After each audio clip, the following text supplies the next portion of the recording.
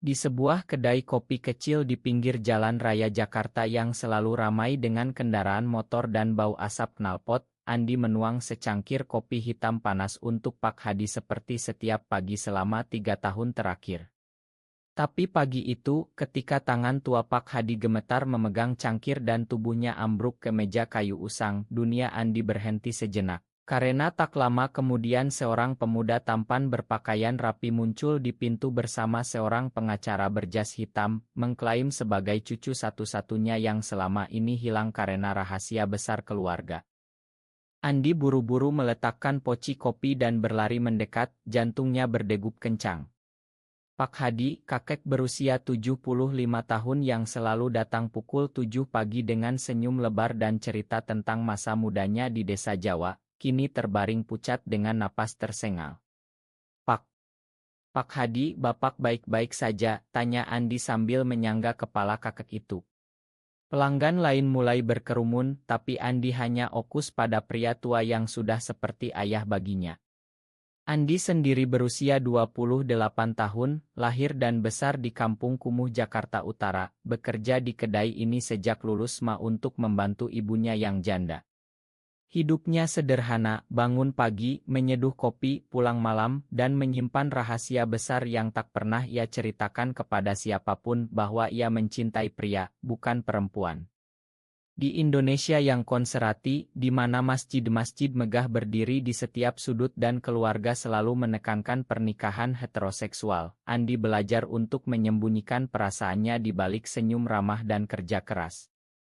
Pengacara itu, seorang pria berusia sekitar 35 tahun bernama Arya, langsung mengambil alih. Saya Arya, pengacara dari Irma di Sudirman. Ini Rea, cucu Pak Hadi. Kami datang karena surat wasiat dan kondisi kesehatan Bapak yang sudah kami ketahui dari dokter. Rea, pemuda tinggi dengan kulit sawo matang khas orang Indonesia, rambut hitam rapi, dan mata tajam yang penuh tekad, mengangguk pelan. Wajahnya mirip sekali dengan Otto lama yang pernah Pak Hadi tunjukkan, Otto keluarga yang hilang 20 tahun lalu. Andi merasa dunia berputar. Pak Hadi pernah bercerita bahwa anaknya, ayah Rea, meninggal dunia karena kecelakaan dan istrinya membawa Rea pergi ke luar negeri karena pertengkaran soal warisan tanah di Bogor. Tapi tak pernah disebutkan bahwa Rea gay. Kata itu menggema di kepala Andi ketika Rea berlutut di samping kakeknya dan memegang tangan keriput itu dengan lembut. Kakek, saya pulang. Saya tidak akan pergi lagi. Ambulans datang tak lama kemudian. Pak Hadi dibawa ke rumah sakit terdekat di kawasan Menteng. Andi menutup kedai lebih awal hari itu, hatinya gelisah. Malam harinya, di kamar kos sederhananya yang hanya berisi kasur tipis dan poster peta Indonesia, Andi duduk termenung. Ia tak mengerti mengapa kedatangan Rea dan pengacara itu terasa seperti badai yang akan mengubah segalanya. Besok paginya, Andi kembali ke rumah sakit. Pak Hadi sudah sadar, duduk bersandar di tempat tidur dengan selang oksigen di hidung. Rea dan Arya ada di sana, membawa dokumen tebal. Andi, anakku, kata Pak Hadi dengan suara lemah tapi penuh kasih, ini Rea. Dia bagian dari keluarga kita sekarang. Dan kamu juga. Andi tersenyum kaku, tapi matanya tak bisa lepas dari Rea yang berdiri di sudut ruangan, memandangnya dengan tatapan hangat yang anehnya membuat dadanya berdesir. Rea menceritakan sedikit. Ia tinggal di Singapura selama bertahun-tahun, bekerja sebagai desainer grafis, tapi pulang karena surat dokter yang menyatakan Pak Hadi menderita kanker stadium akhir. Wasiat lama Pak Hadi menyebutkan tanah warisan di Bogor senilai miliaran rupiah harus dibagi, tapi keluarga besar yang lain, paman-paman Rea yang tinggal di Jakarta Selatan, menolak keras karena Rea terbuka tentang orientasinya. Mereka bilang saya tidak layak mewarisi karena saya. Seperti ini, kata Rea pelan, suaranya penuh luka. Arya menambahkan, kami butuh saksi dan dukungan. Pak Hadi ingin Andi ikut serta karena Bapak percaya padamu. Andi mengangguk, tapi dalam hati ia bertanya-tanya, bisakah ia tetap tenang di tengah badai ini? Malam itu, saat Rea mengantarnya pulang dengan mobil sewaan, mereka berbincang singkat tentang Jakarta yang semakin padat. Rea tersenyum, kamu mirip sekali dengan orang yang kakek ceritakan setiap telepon. Terima kasih sudah menjaga beliau. Andi merasa pipinya panas. Untuk pertama kali dalam hidupnya, ia merasa dilihat, benar-benar dilihat. Hari-hari berikutnya berlalu seperti mimpi buruk yang manis. Pak Hadi pulang dari rumah sakit dengan resep obat mahal dan instruksi istirahat total. Rea memutuskan tinggal di rumah tua Pak Hadi di kawasan Tanah Abang yang sudah mulai lapuk, sementara Arya bolak-balik antara pengadilan dan rumah sakit untuk mengurus dokumen wasiat. Andi yang biasanya pulang langsung setelah shift malam di kedai, kini sering mampir setelah jam kerja. Ia membawa termos kopi spesial buatannya, kopi robusta campur jahe yang Pak Hadi suka. Kamu seperti anakku sendiri, Andi, kata Pak Hadi suatu sore sambil memegang tangan Andi. Rea duduk di seberang, membaca dokumen hukum, tapi matanya sesekali melirik Andi dengan senyum kecil yang membuat Andi gelisah. Rea ternyata bukan hanya tampan, tapi juga hangat. Ia bercerita tentang hidupnya di Singapura, bagaimana ia diterima di komunitas kecil di sana, tapi selalu merindukan Indonesia, bau rendang ibu, suara adzan subuh, dan tawa kakeknya. Di sini sulit, Andi. Keluarga besar kita. Mereka bilang saya membawa malu. Paman-paman mengancam akan menggugat wasiat kalau saya tidak mundur. Andi mendengarkan sambil membersihkan meja makan tua. Ia ingin bilang bahwa ia mengerti bahwa ia juga hidup dalam ketakutan yang sama setiap hari. Tapi lidahnya keluh. Malam itu, saat hujan deras mengguyur Jakarta, Rea mengajak Andi duduk di teras. Kamu tahu, kakek pernah bilang kamu seperti cahaya di hari tuanya. Kamu tidak pernah menilai beliau. Andi tersenyum getir. Saya hanya pelayan kopi, Mas Rea. Tidak lebih. Rea menggeleng. Kamu lebih dari itu. Saya lihat caramu menjaga kakek. Itu tulus. Perlahan ikatan terjalin. Andi mulai menceritakan masa kecilnya, ayah yang pergi saat ia kecil, ibu yang bekerja sebagai penjahit hingga larut malam. Rea mendengarkan dengan mata penuh pengertian. Suatu malam, ketika Pak Hadi tertidur dini hari, Rea dan Andi berjalan-jalan di gang sempit Tanah Abang yang masih ramai dengan pedagang kaki lima. Saya Gai, Andi, kata Rea tiba-tiba, suaranya tenang tapi tegas. Sudah sejak SMA. Keluarga tahu dan itu yang membuat saya pergi dulu. Andi berhenti melangkah. Jantungnya berdegup. Saya juga, bisiknya akhirnya, kata-kata yang selama ini terkunci keluar begitu saja. Rea memegang bahu Andi lembut. Kamu tidak sendirian lagi. Malam itu untuk pertama kali, Andi merasa beban di dadanya ringan. Mereka tidak saling menyentuh, hanya berbincang hingga ajar, tentang mimpi, ketakutan, dan harapan di negeri yang masih sulit menerima. Tapi kedamaian itu tak bertahan lama. Paman Rea, Pak Joko, menelepon pagi-pagi. Rea, kamu bawa malu ke keluarga. Tanah Bogor itu milik kami semua, bukan untuk orang seperti kamu. Rea menutup telepon dengan tangan gemetar. Andi melihatnya dari dapur, hatinya sakit. Ia tahu persis bagaimana rasanya, tetangga yang bisik-bisik, teman SMA yang menjauh setelah tahu rahasianya dulu. Arya datang siang harinya dengan berita buruk, keluarga besar mengajukan gugatan pembatalan wasiat, mengklaim Rea tidak layak karena gaya hidupnya. Pak Hadi mendengar semuanya dari kamar, matanya berkaca-kaca. Saya hanya ingin kamu bahagia, nak. Kamu dan Andi. Kalian anak-anakku. Andi merasa dunia semakin sempit. Ia mulai bertanya-tanya, sampai kapan ia bisa menyembunyikan perasaannya yang semakin kuat terhadap Rea. Minggu-minggu berikutnya, Andi dan Rea semakin dekat. Mereka sering menghabiskan sore di taman kecil dekat rumah, duduk di bangku kayu sambil memandang anak-anak bermain bola di lapangan berdebu. Rea bercerita tentang perjuangannya di Singapura, bagaimana ia kehilangan pekerjaan pertama karena bos yang homofobik, tapi kemudian menemukan komunitas yang mendukung. Andi berbagi rahasianya yang paling dalam, malam ketika ia hampir bunuh diri di usia 18 tahun karena tekanan keluarga yang memaksa menikah.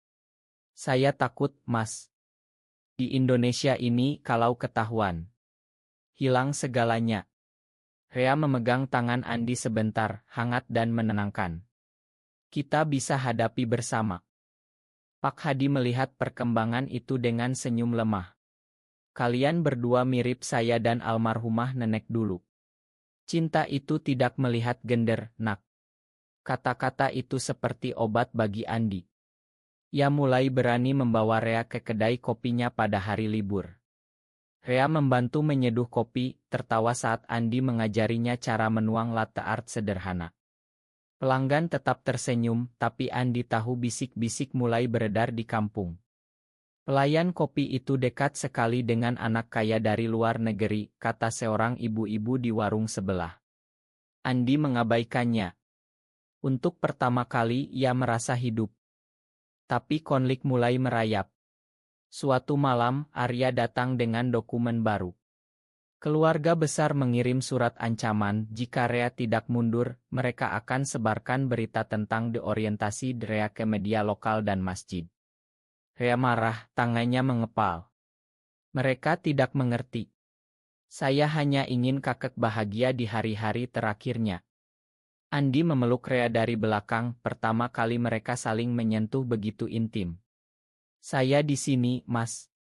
Kita lawan bersama.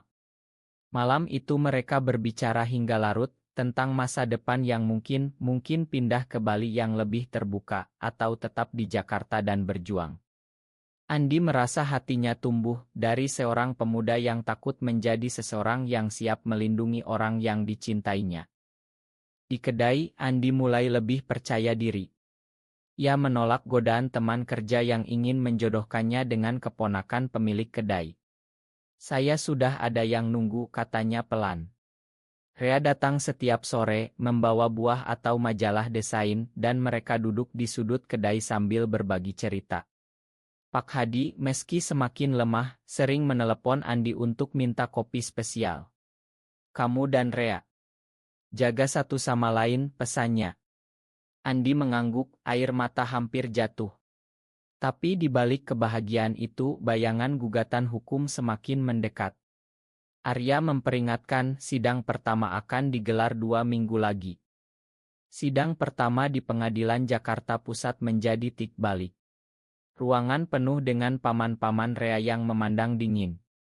Pak Joko, pemimpin keluarga, berteriak di depan hakim, dia membawa nama baik keluarga ke jurang. Di Indonesia, laki-laki harus menikah dengan perempuan, bukan? Bukan seperti itu. Rea berdiri tegak di samping Arya, tangannya gemetar. Andi duduk di bangku belakang sebagai saksi, hatinya hancur melihat Rea yang biasanya kuat kini tampak rapuh. Pak Hadi, meski sakit, memaksa ikut dengan kursi roda. Saya yang buat wasiat itu. Rea anak saya, katanya dengan suara serak. Setelah sidang, konflik meledak di rumah. Paman-paman datang berkelompok, membawa kerabat jauh. Kamu hina kami semua, Rea.